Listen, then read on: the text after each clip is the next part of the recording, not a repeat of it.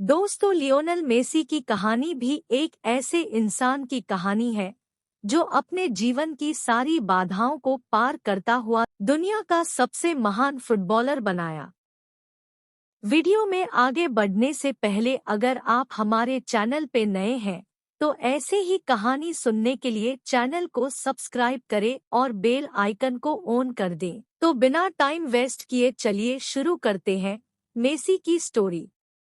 Lionel Messi का जन्म 24 जून 1987 को अर्जेंटीना में हुआ था। मध्यवर्गीय परिवार में जन्मे मेसी का आरंभिक जीवन प्राय अभाव में ही बीता।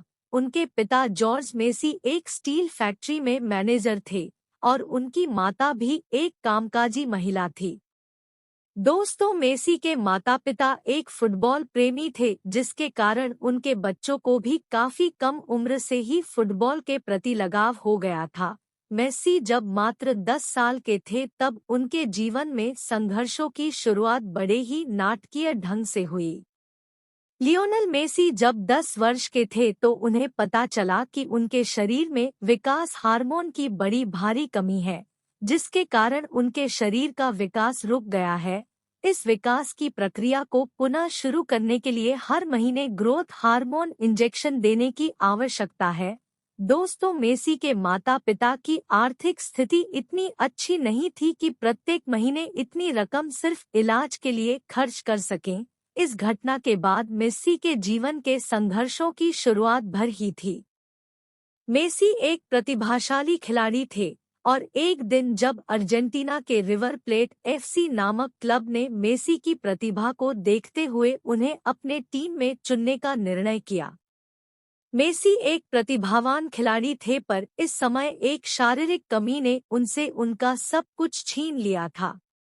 इन सब चुनौतियों के बावजूद मेसी ने खुद को टूटने से बचाए रखा और अपनी प्रतिभा पर विश्वास रखते हुए खुद को आशावादी बनाए रखा। सारी कमियों को अनदेखा कर जिस तरह मेसी अपनी प्रतिभा और मेहनत को बढ़ाते रहे, वह आखिरकार रंग लाई। लियोनेल मेसी के जीवन ने उस वक्त एक बड़ी मोड़ ली जब 13 वर्ष की उम्र में एफसी बार्सिलोना के निर्देशक कार्लेक्स रेक्स को मेसी की प्रतिभा के बारे में पता चला।